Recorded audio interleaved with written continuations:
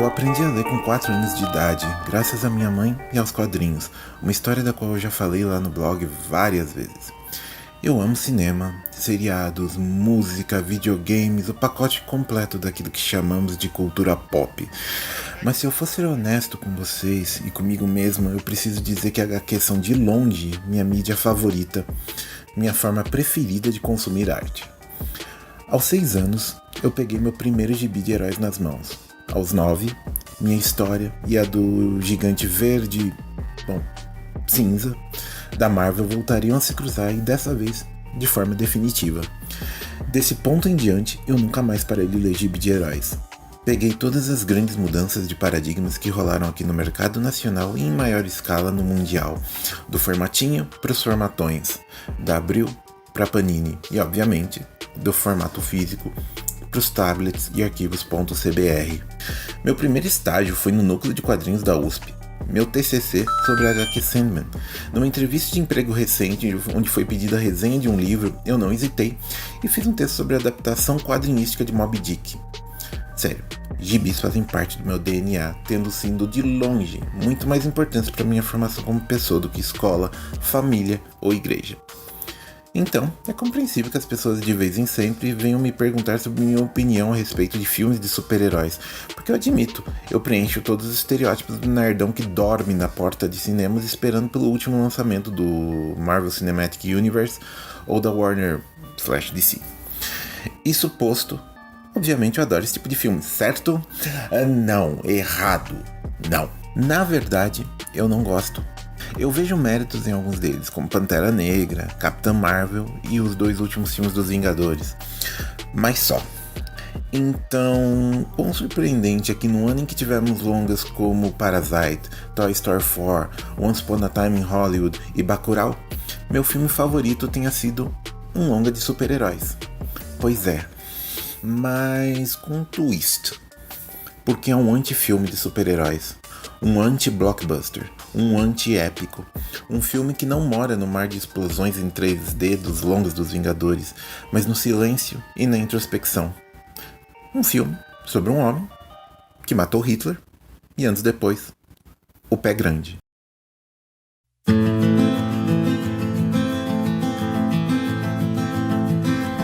O filme resume suas quase 2 horas em seus primeiros minutos. Um homem num bar, sozinho. Uma música que prenuncia que tal solidão é sua companheira constante.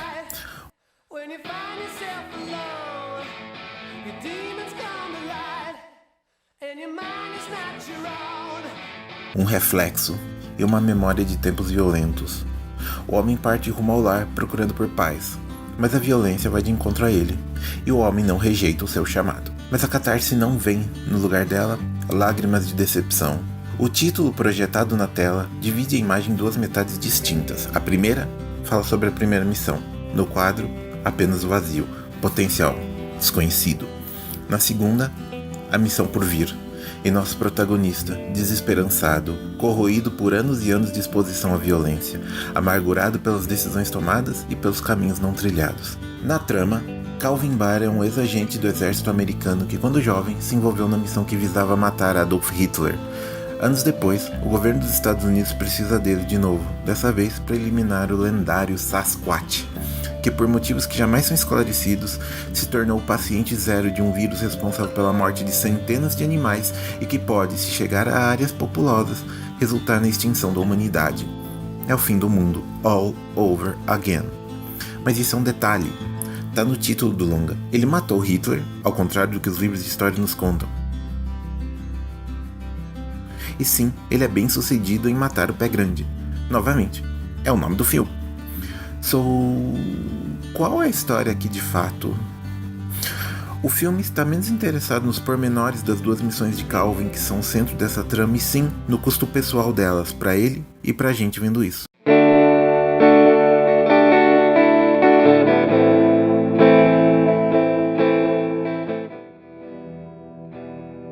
Se falamos de histórias, principalmente nesse modelo com o qual nos acostumamos nos cinemas e HQs de trama de 3 atos e tals, não dá pra fugir da jornada do herói. Concebido em 49 por Joseph Campbell em seu O Herói de Mil Faces, esse conceito funciona como uma espécie de molde mestre no qual podemos encaixar algumas das principais histórias épicas da humanidade. Uma espécie de monomito cíclico que, de forma proposital ou não, é por diversas vezes retomado no ato de contar as jornadas épicas, do Senhor dos Anéis até o mito de Gilgamesh, do Homem-Aranha passando por Star Wars. Todas histórias que bebem desse modelo pré-textual. A jornada do herói, como concebida por Campbell, envolve 12 pontos divididos em 3 grupos. A partida, que é quando o nosso herói sai da sua zona de conforto. A descida, que é o momento onde a ação, o confronto de fato ocorre e o herói vai ter que se reinventar para alcançar a vitória. E o retorno, onde o herói vitorioso volta ao lar, mas sabe do que ao partir, lenda tornada carne e potencial alcançado. O que nos espera no decorrer do filme de Robert Kieslowski é uma espécie de subversão à jornada do herói, que não nega totalmente os conceitos desse modelo, mas que o subverte, visando focar num elemento diferente dessa jornada, o fardo do herói. E mais do que focar nele, a ideia é que ao final possamos dividir o peso desse fardo com o protagonista e talvez com cada herói que encontramos e que viermos a encontrar pelo resto de nossas vidas. O filme utiliza uma linha temporal toda quebrada, cheia de flashbacks, para nos mostrar o ponto fora da curva que foi a primeira missão de Calvin e os efeitos dela em sua vida. Rapidamente nos é mostrado que o protagonista é um homem normalmente gentil e dono de um conjunto de convicções focado em fazer a coisa certa e o que for o correto, sempre que possível. Não existe sacrifício grande demais para Calvin, seja devolver um bilhete de loteria premiado que ele encontrou na rua porque afinal não foi ele que comprou, seja correr o risco de amaldiçoar toda a sua vida em prol do sucesso de sua missão. Ou melhor, de suas missões. Calvin é um homem em constante conflito. Com ele mesmo, com o seu eu passado e com o universo que teme em tentar arrastá-lo de volta para a vida que lhe custou tanto. Things I could have done differently. Regrets. That's all just nonsense, Ed. Na conversa com seu irmão mais novo, descobrimos que ele é normalmente um homem com problemas comuns. No entanto, nesse momento, devido à forma como Longa conta sua história de forma não linear temporalmente, já sabemos que os problemas de Calvin são tudo, menos normais. Sua jornada, tal qual a do próprio Longa, é cheia de camadas, e para entendermos por que esse filme funciona tão bem, é interessante enxergarmos cada uma delas com o devido cuidado. Primeiramente, essa é uma história sobre histórias, sejam os quadrinhos que lia na infância. P.S. Do you like the stamp? It's of Dick Tracy. I know how much you like that strip. I clipped a bunch out for when you get back. I didn't miss a day. Ou a propaganda pró-militar que fez com que ele optasse pela vida nos campos de batalha. Histórias moldaram toda a vida do herói, do mesmo jeito que moldaram e moldam as nossas dia após dia. De certa forma, Calvin é a América, já que a história dos Estados Unidos é toda formada por histórias, desde as promessas de felicidade no Novo Mundo para os colonizadores ingleses que a formaram, seus Founding Fathers, até o mito do The Greatest Country in the World, o American Dream, e a já citada mitologia criada em volta da vida militar, que faz com que milhões e milhões de jovens sacrifiquem suas existências em missões que visam, na verdade, manter o sistema que alimenta o American Way of Life funcionando. Por outro lado, histórias são mais difíceis de matar do que homens, como Calvin experienciou pessoalmente após concretizar sua missão. No final, o sacrifício original do protagonista não alcançou nada. Hitler foi morto e a Alemanha detida, mas o nazismo segue firme e forte, espalhando suas ideias de forma cada vez menos discreta pelo mundo. O ódio que Hitler gerou segue envenenando mentes porque suas mentiras e preconceitos são baseados em histórias de poder, fantasias que visam garantir o status quo que beneficia um tipo muito específico de homem. Mas ao mesmo tempo, histórias são só histórias na medida que nós conferimos poder a elas. E mesmo as histórias mais poderosas não se sustentam quando confrontadas com a realidade pura e simples. A fantasia heróica desmorona quando Calvin percebe quanto sangue foi derramado e o quão pouco foi conquistado ao final. É nesse ponto que a lenda sobre o homem que matou Hitler o atinge feito uma bala, e mais uma vez, a história do senhorzinho de terceira idade que só quer viver uma vida pacífica ao lado do cachorro cai por terra. Esse é um filme sobre histórias, sobre lendas e sobre como elas moldam as nossas vidas.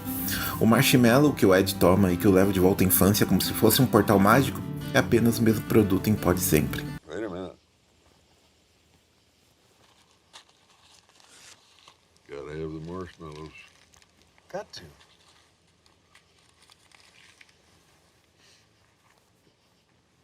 Oh, good. Thank you. It's just that same old powder stuff. É um paradoxo. Eu não gosto de biografias em filmes, porque normalmente o que vemos é uma versão fantasiosa dos fatos, distorcido para melhor digestão do público. Mas ao mesmo tempo, sem essas distorções, o que teríamos é apenas a vida comum, pura e simples, e nenhum de nós quer ver o quanto os nossos ídolos são medíocres. Por isso, nenhuma biografia foca no dia em que o fulano foi pagar uma conta no banco ou qual aromatizador de banheiro o cicrano gostava mais. Porque o que queremos de nossos heróis é que cada momento de suas vidas seja heróico, mesmo que saibamos que isso é obviamente impossível. Seus sucessos têm que ser dignos de deuses e suas falhas um olhar para o abismo mais sombrio. O que esse filme faz, no entanto, é destituir o mito do seu aspecto lendário. Calvin não é a América, ele não é uma missão. Ele é um homem que teve que fazer escolhas absurdas e abrir mão da sua felicidade em prol de uma causa, apenas para se ver tendo que fazê-lo novamente anos depois. Arthur é o rei lendário que enfrentou Morgana Le Fay com a ajuda de Merlin, o filho do demônio. Mas na verdade, o Arthur lendário foi só um homem, da mesma forma que o Jesus histórico, se é que de fato Jesus existiu. Qualquer elemento super-humano que essas figuras tenham é aquela que nós mesmos historicamente atribuímos a elas, em nossa necessidade de mitos e exemplos que possamos adotar em nossa jornada por esse mundo. Mitos esses que por si só não são bons ou maus, mas são tão bons ou maus quanto o uso que nós damos para eles. Chegamos no momento pivotal do filme.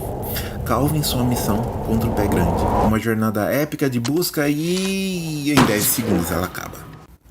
De novo, o filme não é sobre o épico.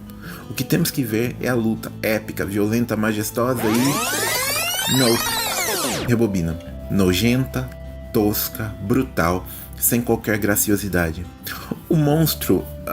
Não. Só um minuto. Monstro? Ele não é violento.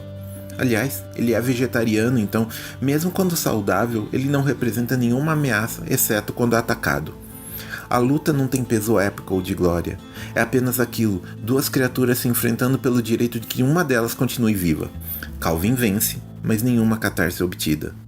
Não há paz, não há beleza na vitória. Só dor. A de quem parte e a de quem fica, e tem que carregar o peso de provavelmente ter matado o último representante de uma espécie. It isn't what I wanted. Um tiro. I'm sorry.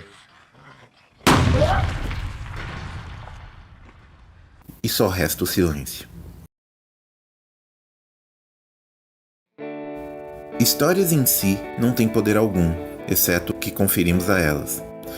Para mim, que sou ateu, já há uns 20 e poucos anos, se existe alguma magia no mundo, é aquela que a arte me proporciona. Palavras mágicas de fato, que mudam a realidade. Notas musicais que magicamente summonam emoções e sentimentos. Mas essas histórias também são reféns da realidade dos homens que as vivenciam. E como diria o Batman, numa história que já foi ressignificada de N formas diferentes, o mundo é um lugar frio que só faz sentido quando o obrigamos a tal. Por isso, temos que ter cuidado com as histórias que vemos. My grandfather knew you, Bar. He was pretty high up in Army brass.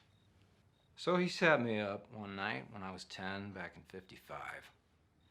And he told me all about this one soldier. But it wasn't describing a man. It was more like something mythic, legendary, like Arthur or something. By the time I got to that miserable man, his words had grown beyond him. And his ideas continued to do all the damage they could possibly do without him. That day I just killed a man. What he stood for was unstoppable. What I did that day didn't mean a thing. I just killed a man. The monster lived on. Do you understand? It's nothing like the comic book you want it to be. Vivemos num mundo que, de acordo com o contador de histórias que você encontrar, é plano, onde o nazismo é de esquerda e onde o normal é ser branco e hétero. Poucos momentos são tão poderosos e proféticos no filme como no final, quando em outro flashback, Calvin e Maxine conversam sobre a história que um aluno contou para ela durante uma aula. At school today, one of my students came up and turned in his journal. His name's Jimmy. And I noticed that he had a scrape on his forehead, and I asked him how he got it, and he said that he wrote about it in his journal and asked me if I would read it.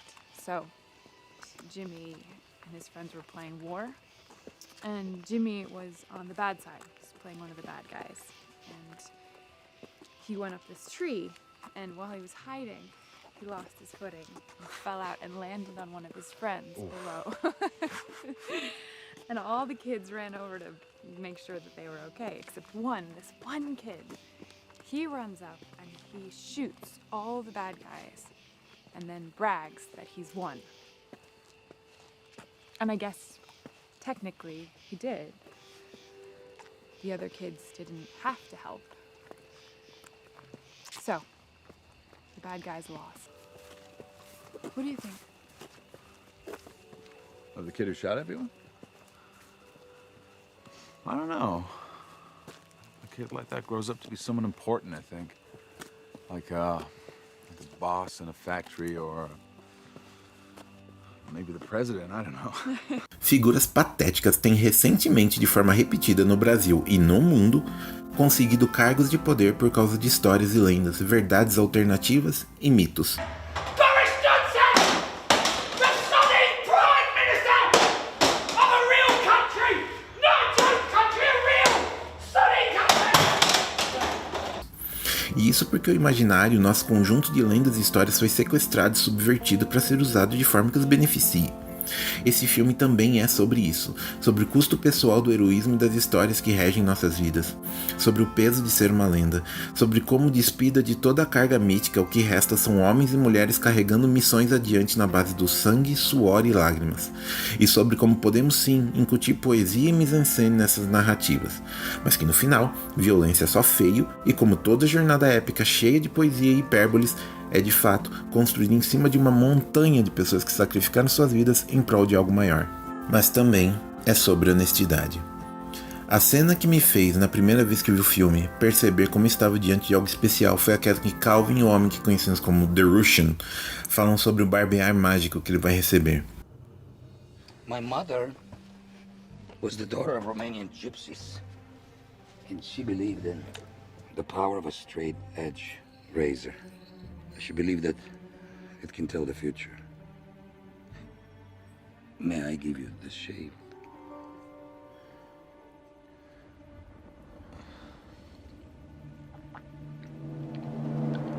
You may.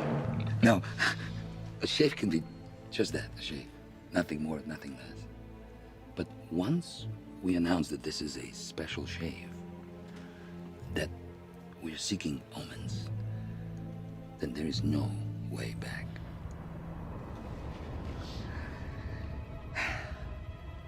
Hereby, I announce the specialness.